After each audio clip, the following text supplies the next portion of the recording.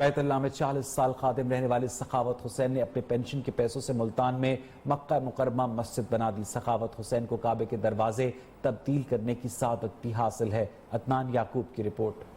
نعمت کا خزینہ ہے مولا اللہ اللہ۔ یہ ہیں ملتان کے خوش نصیب سخاوت حسین، جنہوں نے اپنی عمر کا طویل عرصہ خانہ کعبہ میں گزارا۔ بیت اللہ شریف میں 40 سال خادم رہنے والے سخاوت حسین واپس ملتان لوٹے تو اپنی پینشن کے پیسوں سے مکہ المکرمہ کے نام پر مسجد بنا دی۔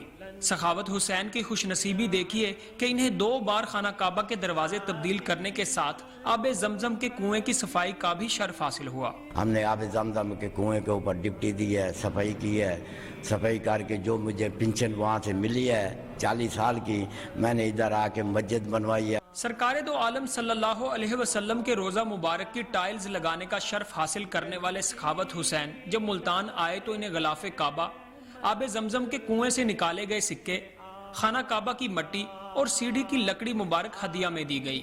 سخاوت حسین کی طرف سے بنائی گئی مکہ المکرمہ مسجد میں ان تبرکات کی زیارت کے لیے لوگ اکثر یہاں آتے ہیں۔ خاص ماشاءاللہ ان کی جو کمائی جیسے بتاتے ہیں ماشاءاللہ کہ یہ حرم کی کمائی کے ساتھ یہ مسجد بنی ہوئی ہے، تو پھر ہم کافی دوست احباب اکٹھے ہو کے اور ماشاءاللہ وہ ان سے وہ قصے و کہانیاں بھی سنتے ہیں۔ سخاوت حسین جیسے خوش قسمت انسان دنیا میں کم ہی ہوتے ہیں جنہیں اپنی عمر کا زیادہ تر حصہ اللہ کے گھر میں گزارنے کا موقع ملتا ہے۔